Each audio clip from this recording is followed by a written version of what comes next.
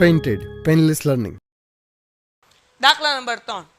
એક વ્યક્તિ કેટલી 4 ગાડી ભાડે આપવા માટે રાખેલ છે? કેટલી ગાડી આપેલ છે? 4.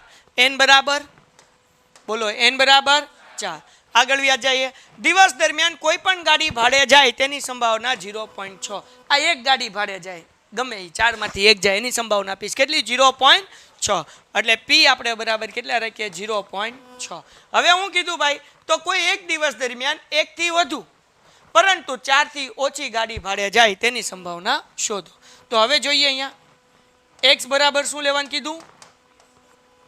x બરાબર કૌંસમાં 1 થી વધુ 4 થી ઓછી એટલે શું આવે? 2 અને 3. સમજાણું કે ન સમજાણું? 1 થી વધુ અને 4 થી ઓછી એટલે x બરાબર શું થાય? 2 અને 3. 1 થી વધુ કોણ? 2 અને 3. 4 થી ઓછું 3, 1 થી વધુ 2. તો 1 થી વધુ ને 4 થી ઓછું એટલે x ની જગ્યાએ કેટલા લેવાના? 2 અને 3.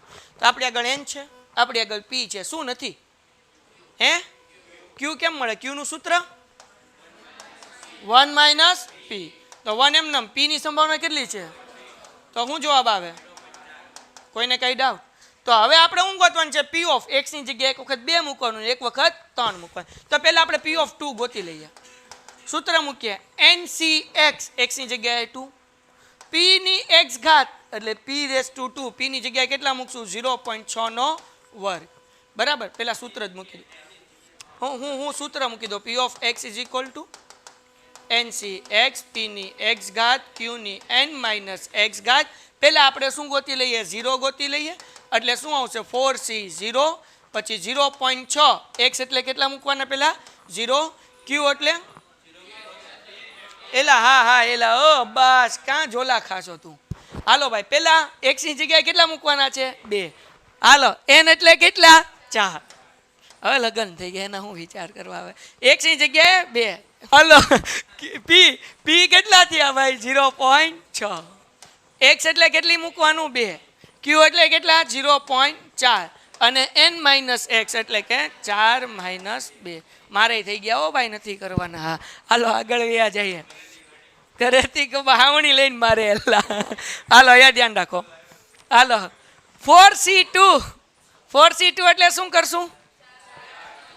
4 × 3 છેદમાં 2 × 1. કોઈને કઈ ડાઉટ? ગુણ્યા 0.6 નો વર્ગ કરો કેલ્સીમાં 0.36 કરી લો. ઘણી વખત લોચા પડી જાય, મને આવડતું નથી. હાલો ગુણ્યા હવે 4 માંથી 2 ઘાત જાય એટલે 2 ઘાત. એ આના પછી સ્ટેપમાં કરીએ એટલે બહુ લોચા ન પડે. ચલો અહીંયા 2 દુ 4, 2 તેરી 6, 6 ગુણ્યા 0.36 ગુણ્યા 4 નો વર્ગ કેટલો થાય? 16 એટલે 0.16. કરો આ બે નો શું કહેવાય કે ગુણાકાર ત્રણેયનો.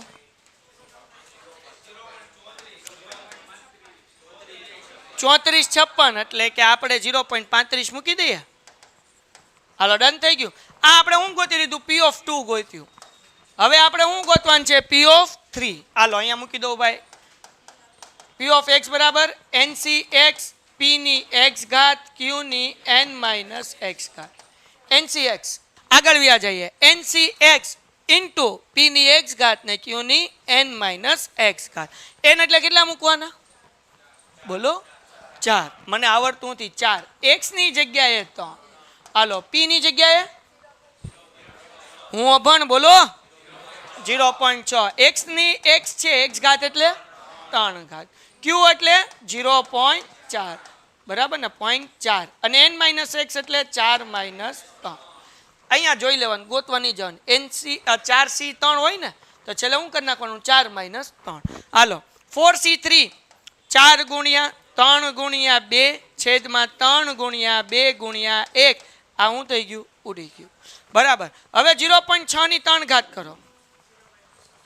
0.216 ગુણ્યા 4 માંથી 3 જાય એટલે 1 વધે ને 0.4 ની 1 ઘાત એટલે કેટલા આવે? 0.4. 4 અહીંયા 4 જ વધ્યા તો 4 ગુણ્યા 0.216 ગુણ્યા 0.4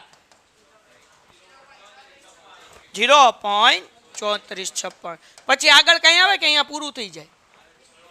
નહીં, એમ નહીં. 0.3456 પછી કાંઈ નથી આવતું ને, કેલ્સીમાં પૂરું થઈ ગયું ને. તો ધ્યાન રાખો બચ્ચાઓ, ક્યારે પોઈન્ટ પછી 2 આંકડા મૂકવાના અથવા તો 3 મૂકવાના, અને ક્યારે બધાય મૂકવાના. કેલ્ક્યુલેટરની અંદર તમને ગાડી શરૂ જ રહેતી હોય 3 3 3 4 4 4 અથવા XYZ, તો તમારે 3 આંકડા લખવાના, 2 કે 3 આંકડા લખવાના. પણ અહીંયા તમને જવાબ મળી જાય 0.3456, 4 જ આંકડા, તો પૂરેપૂરા 4 આંકડા લખવાના. અહીંયા જવાબ મળી જાય 0.3456, તો પૂરેપૂરા 4 આંકડા રાખવાના. સમજાઈ ગયું? 2 કે 3 આંકડા ક્યારે લખવાના? કે કેલ્ક્યુલેટરમાં ગાડી શું રહેતી હોય?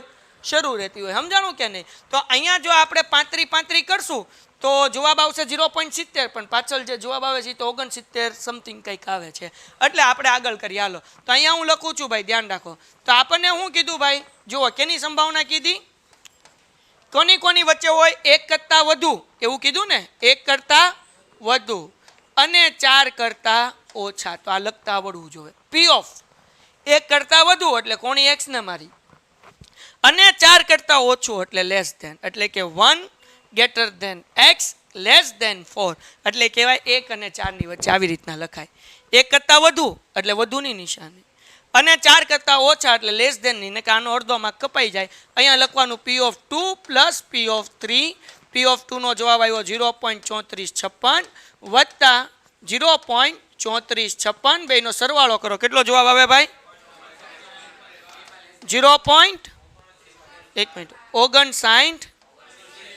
69 બાર. હવે ભાઈ તારો ડાઉટ, પેલા જવાબ અહીંયા લગી એમ થઈ ગયો. હવે બેમાં લેસ ધેન નહીં આવે. હવે આપણને કીધું બેટા મૂકી શકાય, કઈ વાંધો નથી, પણ 1 થી વધુ કીધું. આપણને શું કીધું ભાઈ? થી વધુ નિશાની આ છે બેટા, અને 4 થી ઓછા નિશાની આ છે. આ કોની નિશાની છે? થી વધુ.